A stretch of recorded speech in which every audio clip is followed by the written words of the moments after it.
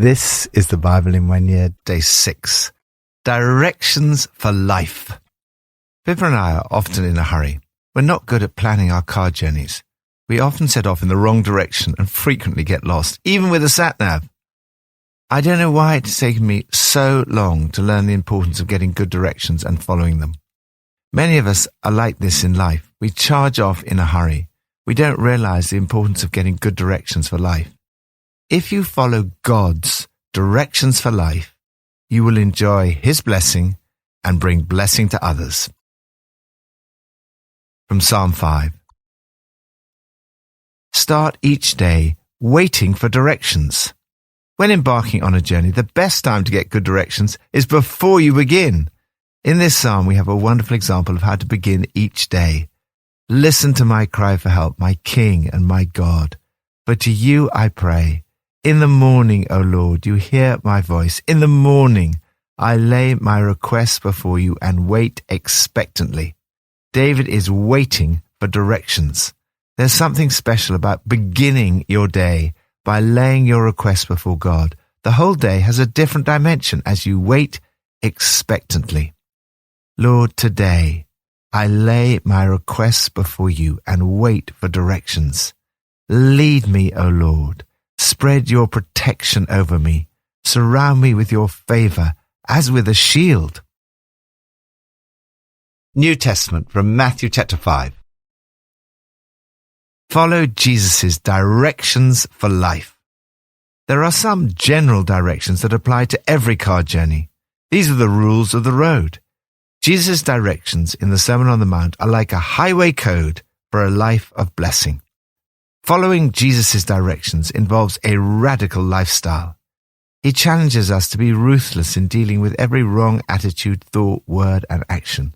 Our words should be words of blessing, not anger. Do not speak angry words against your brothers and sisters. The simple moral fact is that words kill, but words can also give life. Choose today to speak life-giving words of wisdom, encouragement, and blessing. We are called to do everything within our power to bless those we've fallen out with. If we remember a grudge a friend has against us, we should go to the friend and try to make things right. If we encounter an old enemy, we should make the first move, make things right with them. We need to guard what we do with our eyes and our heart. If we allow them to become corrupted, then far from being a blessing to others, we will be rotten ourselves.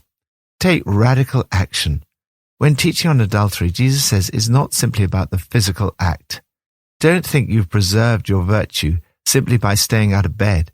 Your heart can be corrupted by lust even quicker than your body. Those leering looks you think nobody notices, they also corrupt. Jesus speaks of the eye as the starting point of adultery. Take radical steps to avoid such a course. As Job said, I've made a covenant with my eyes not to look lustfully at a girl. Marriage is intended to be a place of blessing one another and a source of blessing for others. This means a life of radical faithfulness within marriage.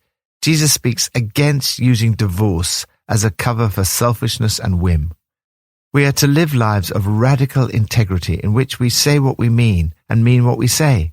Simply let your yes be yes and your no, no. Anything beyond this comes from the evil one. Blessing others means blessing even those who do bad things to us. Don't hit back at all. No more tit-for-tat stuff.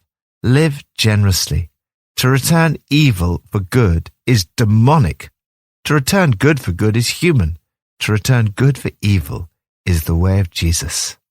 Lord, help me this year to follow your directions for life and to spread blessing wherever I go. Old Testament, from Genesis 11 to 13. Trust God to direct you one step at a time. What I love more than anything when I set out on a long car journey, even better than a sat-nav, is to have someone in the car with me who knows the direction and tells me one step at a time where I should go. In the journey of life, God offers to accompany you and direct you one step at a time into a life of blessing. This is one of the key moments in the Bible as God initiates his rescue plan for humanity. The previous chapters have been a tale of ever-increasing sinfulness and separation from God. In these verses, suddenly everything shifts as God reveals his solution. Abraham. God promises Abraham, I will make you into a great nation, and I will bless you. I will make your name great, and you will be a blessing. I will bless those who bless you, and all peoples on earth will be blessed through you. God chooses one individual and blesses him, and then one nation and blesses them. But his plan is always that they will pass the blessing on. This is key to our understanding of the Old Testament as it explains why God chose Israel, so that through them the whole world might be blessed. Ultimately, this promise is fulfilled in Jesus. He is the fulfillment of all the promises and hopes of Israel, and through him, all people can be blessed. This is now God's purpose for you. The Apostle Paul writes, those who have faith are children of Abraham. Scripture foresaw that God would justify the Gentiles by faith and announce the gospel in advance to Abraham. All nations will be blessed through you. So, those who rely on faith are blessed, along with Abraham, the man of faith. The church is blessed, like Abraham and Israel, not for its own sake, but in order to be a blessing to the whole world. If you've been blessed by God, it's not for your own selfish indulgence or self-congratulations. It's in order that you can be a blessing to others. God calls Abraham to leave his country, his people, and his father's household, and to go to the land God is going to show him. Abraham did exactly as the Lord directed him. He trusted God to direct him one step at a time. He could not have seen the next steps at this time, but he trusted God's promises. This has been my experience in life. God may give us a general picture of what he wants us to do, but as far as the details are concerned, he leads us one step at a time. The life of faith involves following his directions one step at a time. The journey's not always entirely smooth. Abraham was very much a flawed human being, just like us. God blessed him with great wealth and a stunningly beautiful wife. Nevertheless, in an act of weakness and deception, he allows Pharaoh to take her as his wife.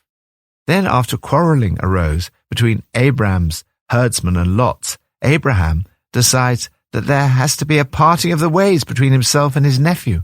Actually, it was not Abraham and Lot who fell out. It was, as so often happens, their followers. The reality of friction in human relationships is very evident.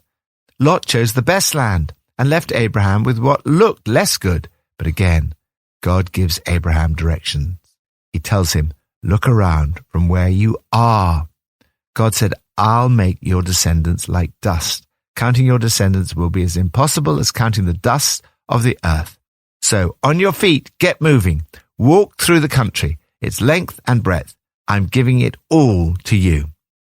When you are disappointed by someone or something, resist the urge to give in to feeling angry or bitter.